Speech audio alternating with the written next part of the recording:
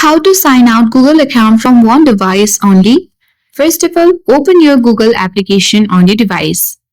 Now, tap on the profile icon at top right corner of the screen and you need to log into the particular account which you want to sign out the devices from. So let's tap on it. Now tap Manage Your Google Account button. You will land on the section where you need to simply swipe and tap on Security. You need to scroll down and select Manage Your Account option. Now tap Manage All Devices on this section. Here you will get all the list of the devices where your Google account has been signed in. Now let's select it. And once it opens, you will see Sign Out button. Simply when you tap on Sign Out button, here a message will pop out.